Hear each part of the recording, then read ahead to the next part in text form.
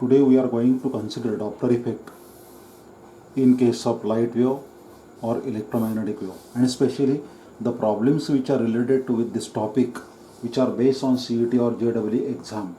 We are considering these two problems.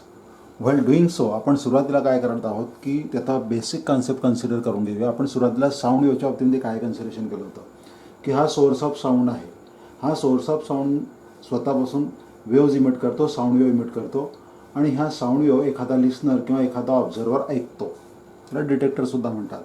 हा source of sound जर का जवळ येत असेल, म्हणजे त्याची अगोदरची पोझिशन S1 आणि नंतरची जर का S2 झाली असेल, तर येणाऱ्या साऊंड वेव्हची फ्रिक्वेन्सी वाढते. म्हणजे त्याला नवीनच वेगळीच फ्रिक्वेन्सी ऐकायला भेटते, ती म्हणजे वाढलेली. त्याला म्हणतो आपण apparent increase in the frequency.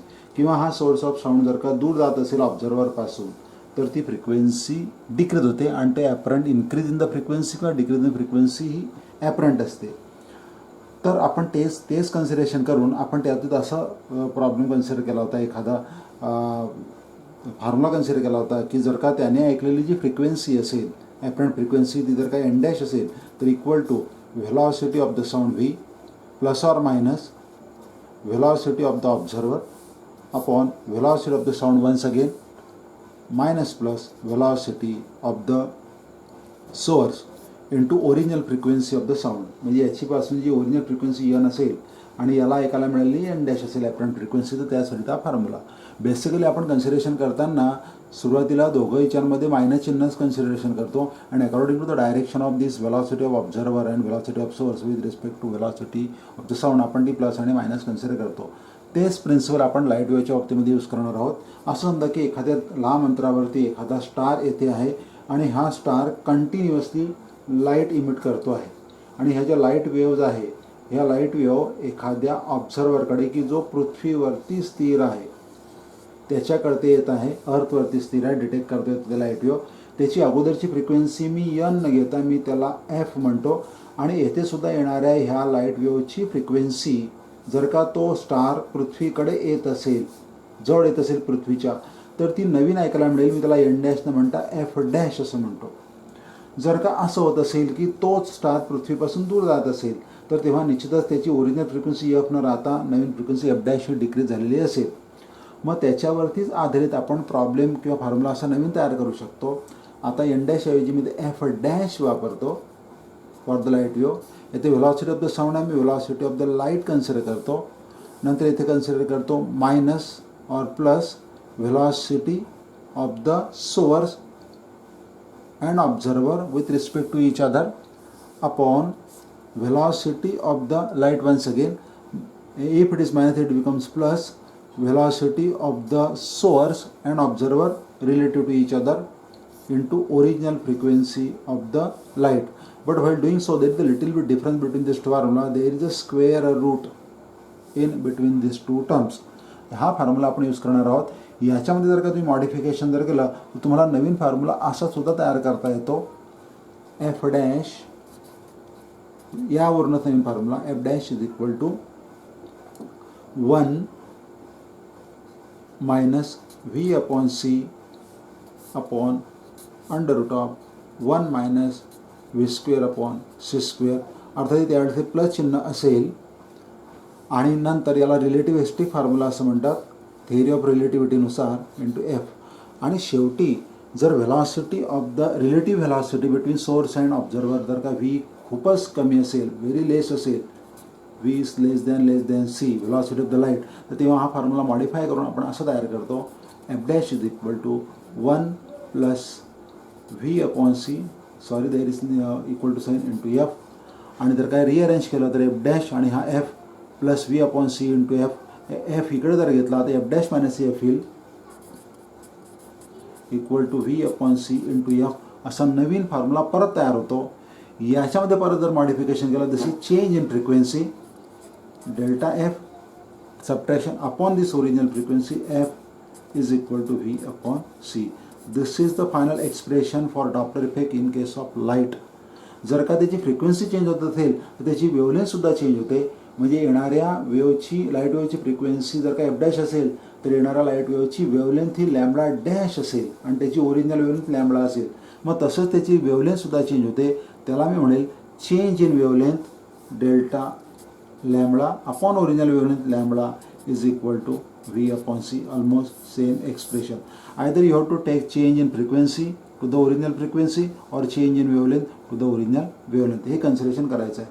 थोडक्यात मला काय सांगायचं आहे की जेव्हा लाईट वेव्ह येते तेव्हा त्याची फ्रिक्वेन्सी चेंज होते एफ पासून एफ डॅशपर्यंत, तशी वेवलेंथसुद्धा चेंज होते लॅम्बडापासून लॅम्बडा डॅशपर्यंत. जनरली लाईट वेव्हच्या बाबतीमध्ये प्रॉब्लेम्स हे चेंज इन वेवलेंथच्या बाबतीतच विचारलेले असतात.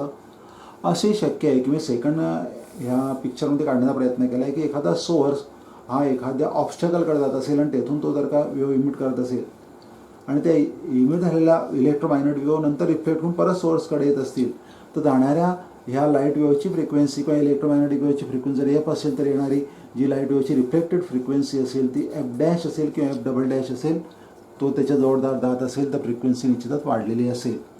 आता याचाच आपण उपयोग करून घेणार आहोत आणि हे दोन प्रॉब्लेम सॉल्व्ह करायचे आहे आपल्याला. Let me begin with the first problem. मी परत एक वेळेस सांगतो, तुम्ही आयदर हा फॉर्म्युला किंवा हा फॉर्म्युला तुम्ही यूज करू शकतात. आपल्याला सिच्युएशन असताना जनरली आपण हाच फॉर्म्युला किंवा हाच फॉर्म्युला आपण यूज करतो. चला तर ठीक आहे, हा प्रॉब्लेम कसा सॉल्व्ह करायचा त्याचा विचार करणार आहोत आपण. इथे काय म्हटलं आहे पहा लक्षात घ्या. A star is moving towards the earth with velocity 4 × 10⁴ metre per second. एक स्टार आहे, तो पृथ्वीकडे येतो आहे आणि त्याची वेलॉसिटी 4 × 10⁴ मीटर पर सेकंड आहे. आपण या एक्झाम्पलमध्ये असं कन्सिडर करूया की हा स्टार हे पृथ्वीकडे येतो आहे आणि त्याची जी व्हेलॉसिटी आहे त्याला व्हेलॉसिटी ऑफ द सोर्स, मी याला VS असं म्हणतो. At the same can be represent in this fashion. Velocity of the source VS is equal to 4 × 10⁴ metre per second. हा पहिला आपल्याला इन्फॉर्मेशन या बाबतीमध्ये मिळाली. पुढे तो काय म्हणतो, the real wavelength of the line in spectrum of the star is 5920. ही जी वेव येते आहे त्याची ओरिजिनल वेवलेंथ म्हणजे रिअल वेवलेंथ मी लॅम्बडाची किंमत, त्याची किंमत तुम्हाला दिलेली आहे. Lambda is equal to 5920 angstrom unit. Okay, स्टारपासून इमिट होणाऱ्या वेवची वेवलेंथ. पुढे म्हटलं आहे then the apparent wavelength of the line is, आणि तुम्हाला ऑप्शन दिले आहे, तर तेव्हा तुम्हाला ॲपरंट वेवलेंथ म्हणजे लॅम्बडा डॅश विचारलेलं आहे. ॲपरंट वेवलेंथ म्हणजे याला जी ऑब्झर्व करायला मिळेल, याला जी डिटेक्ट होईल ती वेवलेंथ लॅम्बडा डॅश तुम्हाला काढायची आहे. आणि while doing so velocity of the light is also given to you, C equal to 3 × 10⁸ metre per second. So this is the data in front of you from this problem. We have to solve with the help of this data. मग कसं करणार, तुम्ही या ठिकाणी हा formula use करेल किंवा हा फॉर्म्युला यूज करेल. आता वेवलेंथच्या संदर्भामध्ये आहे तर मी हा फॉर्म्युला यूज करतो. Delta lambda upon lambda equal to V upon C. Delta lambda upon lambda equal to relative velocity between source and observe detector upon velocity of the light. येथे ही चेंज इन वेवलेंथ एवढं लक्षात ठेवायचं. Therefore change in wavelength means original wavelength lambda minus lambda dash और lambda dash minus lambda. तुम्हाला आधीच माहिती आहे की जेव्हा एखादा सोर्स जवळ येतो, because it is moving towards, तो जवळ येतो आहे, तेव्हा त्याची फ्रिक्वेन्सी एफ डॅश ही वाढते, मात्र लॅम्बडा डॅश ही कमी होते. म्हणजे अगोदरची वेवलेंथ जर का लॅम्बडा असेल तर लॅम्बडा डॅश ही कमी झालेली असेल. म्हणून चेंज इन वेवलेंथ घेताना लॅम्बडा मायनस लॅम्बडा डॅश असं घेणार. अपॉन ओरिजिनल वेवलेंथ लॅम्बडाच कन्सिडर करायची equal to V upon C. So this is where you have to put the values and try to find out the answer of lambda dash. मग हेच modify करून मी काय करेल, तर lambda upon lambda equal to 1 and lambda dash upon lambda is simply as it is equal to V upon C. थोडं revise करतो ते relation. Therefore lambda upon lambda 1 minus lambda dash upon lambda equal to V upon C. दुसरं काहीच नाही करणार मी, फक्त हा V upon C left hand साईडला घेतो, तो मायनस होईल, आणि lambda dash upon lambda right hand साईडला घेतो. Therefore 1 minus V upon C equal to lambda dash upon lambda. मला लॅम्बडा डॅशची किंमत काढायची आहे, लॅम्बडा या सीला ट्रान्सफर करतो. Therefore 1 minus V upon C into lambda equal to lambda dash. This is the formula where we have to put the different values here. आता याच्यामध्ये मी वेगवेगळ्या किमती ठेवेल आणि त्याचा शेवटचा आन्सर फाइंड आउट करण्याचा मी प्रयत्न करतो. चला ठीक आहे, त्या किमती ठेवूया आपण. Okay, therefore 1 minus v, velocity of the source, relative velocity of the source, v is given 4 into 10 raised to 4 upon velocity of the light, c, 3 into 10 raised to 8 into wavelength lambda, real wavelength, original wavelength 5920 equal to lambda dash. Okay, so we must try to find out the answer from here. आता याचा answer काढण्याचा प्रयत्न 4/3चं उत्तर येईल 1.333 आणि हा 10⁸ वर जाईल तो 10⁻8 होईल आणि +4 म्हणजे 10⁻4 होईल. म्हणजे शेवटी याचा आन्सर तुम्ही असं काढू शकतात 1 - 1.33 into 10⁻4 into 5920 equal to lambda dash.